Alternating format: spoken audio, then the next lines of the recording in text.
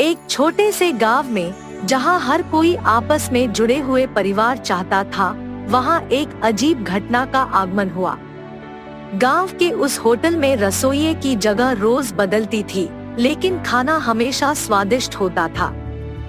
गांव के लोग भोजन के प्रति इतने वफादार थे कि जब भी कोई किसी समारोह या कार्यक्रम के लिए खाना बनाता था, तो वे सभी इस विश्वास के साथ खुदरा देते थे कि यदि उस होटल का रसोइया खाना पकाएगा, तो यह लोगों के अत्यधिक आकर्षण का कारण होगा। सुबह सुबह ग्रामीण अपनी दैनिक दिनचर्या में व्यस्त थे, जिसमें कृषि कार्य, व्यापार और घरेलू काम शामिल थे। एक छोटे से होटल का भी अपना महत्वपूर्ण स्थान था, जो गांव के सभी लोगों के लिए बहुत महत्व रखता था। ग्रामीणों में भोजन के प्रति बहुत सम्मान था और वे होटल के रसोइये पर उतना ही भरोसा करते थे जितना अपनी मां पर करते थे। बावर्ची हमेशा नए और खास तरीके से खाना पकाने की कोशिश करते थे और वह हमेशा स्वादिष्ट और लाजवाब खाना बनाते थे। गांव के लोग उनके खाने के इतने दीवाने थे कि किसी भी महत्वपूर्ण कार्यक्रम के लिए वे इसे ही चुनते थे। एक दिन सुबह गांव में एक महत्वपूर्ण सभा का आयोजन किया गया, जिसमें विभिन्न गांवों से लोग भाग लेने आए। सभा के आयोजन के लिए रसोइये को भी चुना गया। बैठक की दिनचर्या योजना से भरी थी और बैठक में आए लोग रसोइया द्वारा बनाए गए भोजन का स्वाद लेने के लिए उत्सुक थे। सभा शुरू हो गई और लोग भोजन का आनंद लेने लगे। भोजन की मिठास, विविधता और विशिष्टता ने सभी को आकर्षित किया और वे सभी खुश थे कि वे बावर्ची के भोजन का स्वाद ले रहे थे। लेकिन यह सब कुछ एक अद्वितीय चीज के पीछे छिपी हुई थी। बावर्ची का असली नाम नहीं था, बल्कि वह एक बुद्धिमान बंदर था जो मानव बुनाई के कपड़ों में विद्यमान था। वह बंदर बहुत ही बुद्धिमान और आलसी था। उसे लगता था कि मनुष्यों के खाने में सिर्फ वही आसक्त हो सकता है जो स्वादिष्ट हो। इसी विचार से उसने मानव बुनाई के कपड़ों में बदलकर खुद को होटल के बावर्ची के रूप में दिखाने का निर्णय लिया। बंदर ने अपनी चालाकियों से नए नए खाने बनाने की कोशिश की और वह हमेशा से देखता रहा कि उसके बनाए गए खाने से लोग मनोरंजन करें और उसके परिवार की तरह सहयोग करें। दिन रात की मेहनत के बाद उसकी चालाकियां कामयाब हो गई और उसकी खाने की विशेषता ने गांव के लोगों का दिल जीत लिया। उसके खाने से सभी अत्यधिक प्रसन्न थे और उसे सभी की सराहना मिल रही थी। लेकिन किसी को नहीं पता था कि रसोइये के पीछे एक बंदर का हाथ है। इस अद्भुत योजना के पीछे बंदर की एक विशेष वजह थी। परिवार के अपार स्नेह के बावजूद उनका परिवार उनके साथ नहीं था। बंदर के पारिवारिक पिता की एक दिन गांव वालों ने हत्या कर दी, क्योंकि उसने किसी कारण से गांव के एक बच्चे की जान बचाने की कोशिश की थी। बंदर को गांव के लोगों द्वारा दिखाए गए स्नेह के बारे में तब पता चला जब वह अपने परिवार की मृत्यु का दुहक मना रहा था। बंदर को यह विश्वास हो गया कि आदमियों के स्नेह भावना और सहानुभूति के पीछे एक महत्वपूर्ण कारण होता है और वह भी उनकी मदद कर सकता है। उसने यह सोचकर उनकी मदद करने का निर्णय लिया कि वह गांव के लोगों के लिए खाना बनाने में मदद करेगा। सभा के आयोजन के दिन बंदर ने फिर से एक अद्वितीय और स्वादिष्ट खाने की मिश्रण विधि तैयार की, जिससे लोग बिल्कुल ही मोहित हो गए। जब लोग उसके बनाए गए खाने का स्वाद लेने लगे, तो बंदर ने आत्मविश्वास से भरपूर होकर उन्हें बताया कि वह खुद बंदर है और उसने मानव बनाई की बुनाई में खुद को छिपाया है। लोगों को पहले थोड़ी उलझन हुई, लेकिन उन्होंने बंदर की बातों को सुनकर उसकी बुद्धिमत्ता और साहस को समझा और उन्होंने उसे सराहा कि वह उनके लिए इतना साहसी कदम उठाया। लोगों ने उसके समर्थन में मिलकर खड़ा होने का निर्णय लिया और उन्होंने बंदर को उनकी मदद करने के लिए प्रोत्साहित किया। एक गांव में प्रेमजी तिवारी नाम का एक बहुत ही बढ़िया बावर्ची रहा करता था। वो जिस गांव में रहता था उसी गांव के एक ढाबे में वो खाना पकाता और जिंदगी गुजारता। प्रेमजी तिवारी के माँ बाप तो नहीं थे, पर एक बहन और एक भाई था। बहन की शादी करवाने के लिए और भाई को अच्छे से पढ़ाने के लिए वो बेचारा दिन रात कष्ट किया करता था।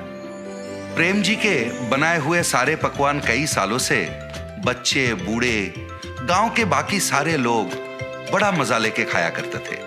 इसकी वजह से वो जिस ढाबे में काम करता था उस ढाबे का नाम अच्छा हुआ और कमाई भी बढ़ गई। एक दिन प्रेम जी के एक दोस्त ने प्रेम जी की बहन की शादी के लिए एक अच्छे से लड़के के बारे में बताया। ये सुनकर प्रेम जी ने सोचा ये शादी तो किसी भी तरह करवानी पड़ेगी, चाहे उधार लेना पड़े, पर बहन की शादी होनी चाहिए। इसलिए वो गांव के जमींदार के पास गया और सूद पर रुपए लेके उसने शादी करवा दी। अपनी बहन की शादी में प्रेम जी ने खुद अपने हाथों से बढ़िया खाना बनाया था। सारे अतिथिगण खाना खा के मुग्ध हो गए। अरे वाह प्रेम जी, तुम्हारे हाथों में तो जादू है भैया। खाना तो तुमने बढ़िया पकाया है भाई। उसी शादी में लड़कों की तरफ से रामलाल नाम का एक आदमी आया था।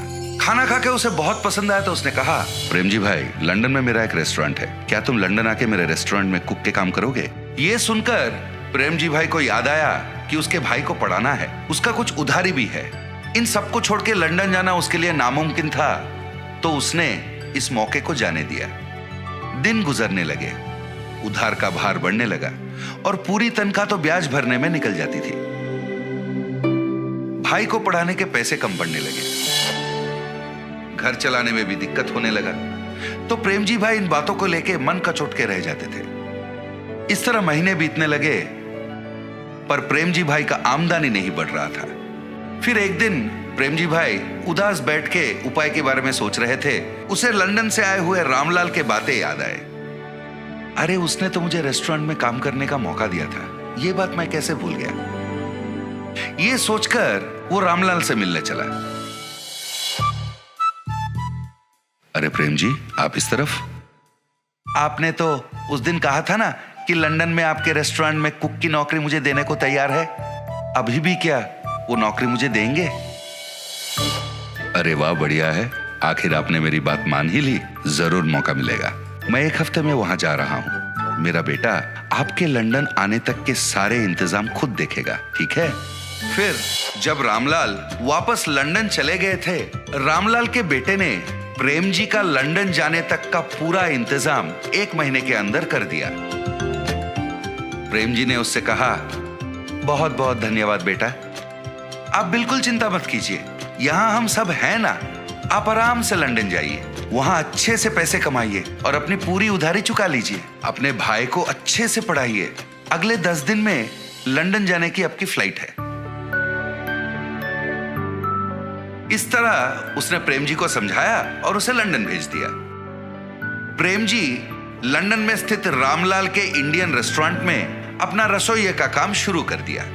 उसके खाना पकाने के तरीके, सब्जियों को काटने के तरीके, खाने को प्लेटिंग के वक्त गार्निश करने के तरीके, और सबसे बढ़िया बात यह थी, जब उसका खाना पकता था पूरा रेस्टोरेंट खुशबूदार हो जाता। वो मन लगा के लजीज खाने बनाता रहा और कस्टमर खुश होते रहे। खाने से खुश होकर लोग उसे काफी पैसे टिप में देते थे। इससे प्रेम जी खुश होकर और बढ़िया पकवान बनाने लगा।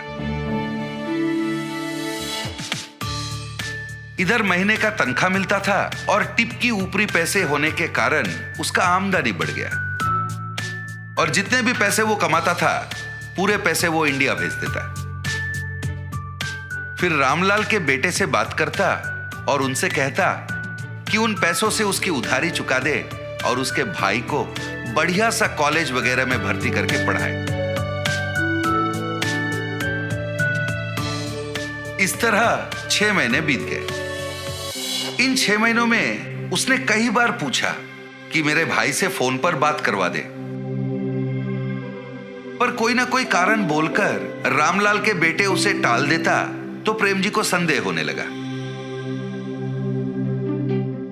और फिर जब रामलाल अपने बेटे के साथ बात करते थे, वो चुपके से उनकी बातें सुनने लगा।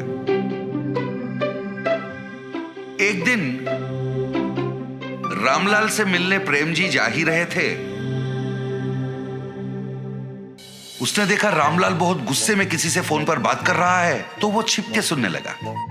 6 लाख रुपए है भाई, ऐसे थोड़ी ना आ जाते हैं। प्रेम जी का हाथ का खाना बढ़िया है, इसलिए उसे मैं जो तनख्वाह देता हूं और उसके टिप के पैसे मिलाकर हर महीने उन पैसों को मैंने बचा के रखने को कहा था, ना कि इसके बारे में प्रेम जी के भाई को बताने के बारे में। कोई ना कोई उपाय निकाल और मुझे वापस फोन कर। उनकी इन बातों को सुनकर वो तुरंत अपने घर गया, अपना पूरा सामान उसने समेट लिया और उसी वक्त वहां से निकल पड़ा। मैंने इन पे अंधविश्वास किया था और काम करने विदेश तक आ पहुंचा। 1 रुपए मेरा पैसा मैंने नहीं बचा, पूरा पैसा इनको सौंप दिया। पता नहीं उधर मेरे भाई और बहन किस हालत में हैं। पता नहीं मेरा सूद कितना बढ़ गया है। मुझे विश्वास नहीं हो रहा है कि अपने कुकर्मों के लिए इन लोगों ने मुझे वहां से यहां तक ले आया। वो बेचारा रास्ते के एक किनारे बैठकर दुखी हो रहा था। हे भगवान, अब तुम्हारा ही भरोसा है, तुम ही कोई रास्ता निकाल दो भगवान। वो बेचारा कुछ देर वहीं पर भगवान का स्मरण करते बैठा। अचानक से नील रंग के धुआं के बीच में से श्री कृष्ण पधारे। उन्होंने एक बालक का रूप धारण किया। फिर वहीं पर उन्होंने एक फूड स्टॉल को अपने माया से बनवाया और आके प्रेम जी के पास बैठ गए। अंकल, क्या ये फूड स्टॉल आपका है? मुझे बहुत भूख लग रहा है, कुछ पका के खिलाओगे? मैं पैसे भी दूंगा। वो आके प्रेम जी से बातें करने लगे, पर प्रेम जी को तो पता था वो फूड स्टॉल प्रेम जी का तो था ही नहीं। पर कहीं उस बालक को देखकर प्रेम जी को बिछड़ा हुआ अपना भाई याद आया। पता नहीं उसके मन में क्या हुआ। वो उठा और उस फूड स्टॉल की तरफ बढ़ गया। फिर वहां रखे हुए सारे चीजों को देख के सोचने लगा, इसके खाने के लिए क्या पकाऊं? प्रेम जी ने फिर अपनी नजर इधर उधर दौड़ाई तो उसने देखा खाने के कई चीज रखे हुए थे। अरे पता नहीं ये फूड स्टॉल है किसका? इतने सारे खाने की चीजों को यहाँ छोड़ के कहाँ चले गए? वो सोच में पड़ गया। इस तरह अचंभित होकर वो सोच रहा था, वहां खाना खाने दूसरे कस्टमर भी आना शुरू हो गए। प्रेम जी ने उस बालक के लिए बड़े प्यार से खाना पकाया। फिर वो बालक को ढूंढने लगा और वो बालक उसे दिखा नहीं। और इधर वहां बैठे जो बाकी कस्टमर थे वो सारे फूड फूड फूड कहकर प्रेम जी को पुकारने लगे, तो प्रेम जी उनके लिए खाना बनाने में मगन हो गए। इस तरह बिना कुछ सोचे समझे ही प्रेम जी के जीवन में एक नया मोड़ आ गया था। इसके अलावा वो फूड स्टॉल मेरा है कहने वाला कोई आगे ही नहीं आया। तो प्रेम जी ने सोचा शायद ये भगवान की मर्जी है और उन्होंने ही उसे यहाँ भेजा है। वो अपना काम में व्यस्त हो गया। रामलाल को प्रेम जी के फूड स्टॉल के बारे में पता चला तो उसे रोकने वो खुद आ पहुंचे, पर उसे पता नहीं था ये स्वयं भगवान की देन है। वो उसे कहां रोक पाता। इतना ही नहीं, उसका खुद का धंधा ठप होने वाला था और उसका दिवालिया निकलने वाला था। फिर प्रेम जी ने अपने कमाए हुए पैसों को जमा किया और एक विदेशी के सहायता से उसने अपने भाई को लंदन बुला लिया। वो अपने भाई को लंदन में पढ़ाने लगा, अपनी उधारी भी चुका दी और फिर अपनी जिंदगी को वो आराम से खाना पकाते हुए जीने लगा। प्रेम जी अगर रामलाल और उसके बेटे की बातें नहीं सुनता, पार्क में उस बालक की बात मानकर अगर वो फूड स्टॉल में नहीं जाता, तो शायद आज वो अपने भाई बहन के साथ इतनी खुशी खुशी जिंदगी नहीं बिता सकता। विष्णुपुर नामक एक गांव में वीरेश और गृहा नामक 2 अच्छे दोस्त अपने परिवार के साथ रहते थे। दोनों बचपन से बहुत अच्छे दोस्त होने के नाते उनके दोस्ती के भरोसे पे एक लस्सी का व्यापार शुरू करके उसे चलाते हैं। हर रोज वीरेश और गृहन दोनों साथ में उनके लस्सी के दुकान को जाते थे और आते ही दुकान को साफ करके भगवान की पूजा करके लस्सी बनाना शुरू कर देते थे। इनके लस्सी के तैयारी के लिए हर रोज शाम को लीलावती नामक एक बूढ़ी औरत इन्हें दही देने दुकान आया करती थी। और बेटा, व्यापार कैसे चल रहा है? बहुत अच्छा चल रहा है दादी। आपकी इतनी उम्र आने के बाद भी इतना काम करने की क्या जरूरत है दादी? मेरी तो सिर्फ उम्र बढ़ रही है बेटा, शरीर का ताकत तो अब भी जवान है। ऐसे ही दही देने आके उनके साथ थोड़ा बातचीत करके हंस के चली जाती थी। गृहन और वीरेश को भी उनके बारे में अच्छे विचार थे। एक दिन जब लीलावती हर रोज की तरह दुकान को दही देने आई, तो उसने देखा कि वहाँ वीरेश नहीं था। समय देख के, बेटा गृहन, लगता है वीरेश दुकान में नहीं है। जी दादी, नहीं है। क्यों, क्या बात है? इस वीरेश के साथ काम करके क्या ही कमा लोगे तुम?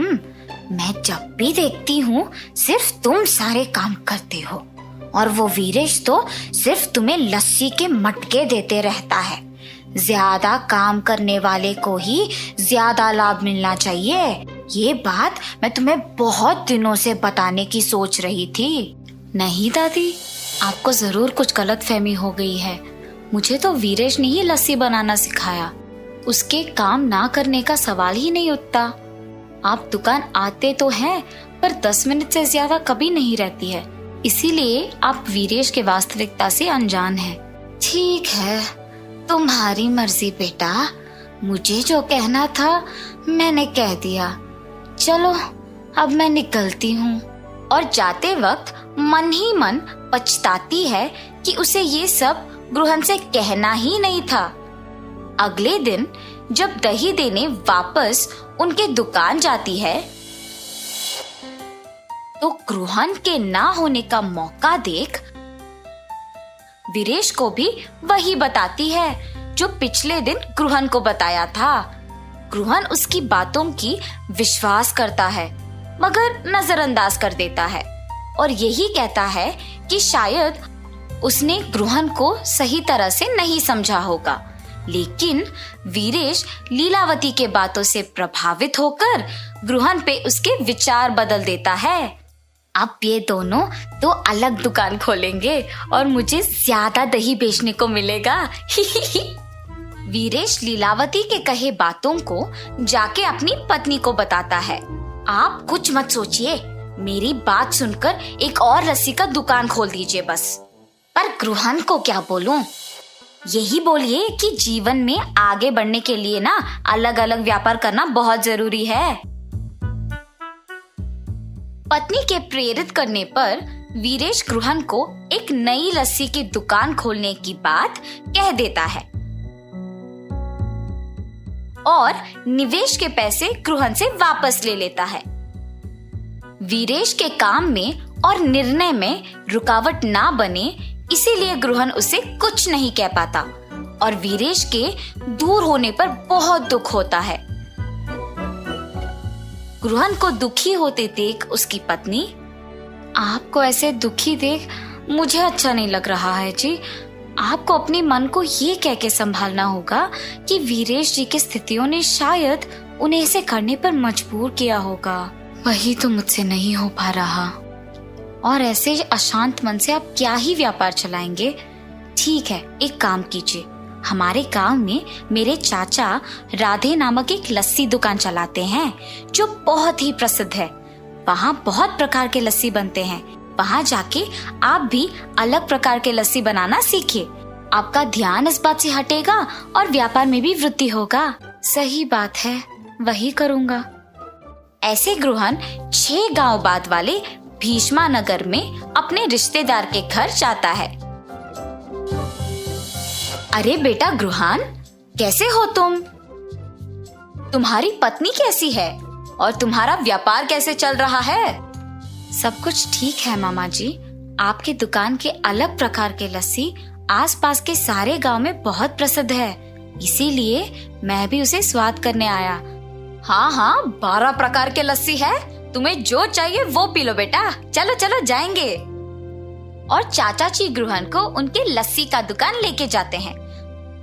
वहाँ पे लोगों की भीड़ लगी होती है। टिकट खरीद के लाइन में खड़ा होके इंतजार करने के बाद उन्हें लस्सी मिलती थी। ये सब गृहन को बहुत नया और अलग लगता है। और दुकान के अंदर जाने के बाद वहाँ पे अलग तरह के लस्सी बनते हुए और बनाने का तरीका देख गृहन भी वहाँ के कार्मिक के साथ लस्सी मिलाता है। और ऐसे ही जितने भी दिन उस गांव में रहता है, ग्रुहन अलग प्रकार के लस्सी बनाना सीख लेता है। वापस गांव आने के बाद ग्रुहन उसके दुकान में अलग तरह के लस्सी बनाना शुरू कर देता है।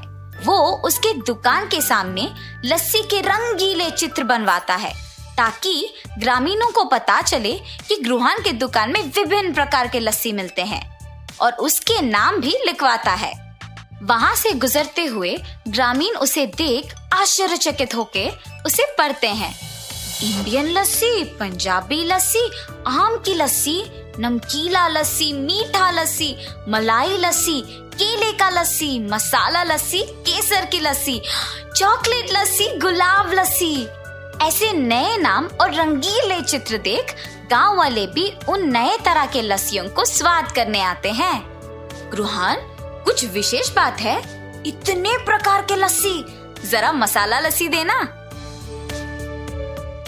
और ऐसे मसाला लस्सी पी लेता है। अरे वाह, बहुत ही स्वादिष्ट है ग्रुहन, जरा एक और देना। ऐसे बहुत लोग ग्रुहन के दुकान पे उपलब्ध उन लस्सियों के प्रशंसक बन जाते हैं और ग्रुहन को अच्छा आमदनी भी मिलता है। गांव में लस्सी वाला तो सिर्फ ग्रुहन को ही मानते थे, मगर दूसरी तरफ वीरेश के द्वारा निर्मित लस्सी का दुकान ग्रुहन के अलग तरह के लस्सियों की तुलना में फीकी पड़ गई थी और उसे कोई आमदनी नहीं मिल रहा था। और ऐसे वीरेश को अपने गलती का एहसास होता है और वो वापस ग्रुहन को जाके पूछता है, क्या हम वापस साथ में व्यापार कर सकते हैं? और ग्रुहन बिना कुछ सोचे पूछे खुशी खुशी हाँ कर देता है। उसी समय लीलावती वहाँ दही देने आती है।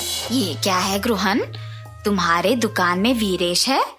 जिस व्यापार के लिए तुम्हें छोड़ दिया था, इसे तो वहाँ होना चाहिए ना। ये दुकान सिर्फ मेरा नहीं बल्कि वीरेश का भी है। तुम्हारे बातों से प्रभावित होके मैंने अपने बचपन के दोस्त को दुख पहुंचाया। अगर अगली बार मुझे पता लगा कि तुम ऐसे काम कर रही हो तो तुम्हारी उम्र की भी इज्जत नहीं करूंगा।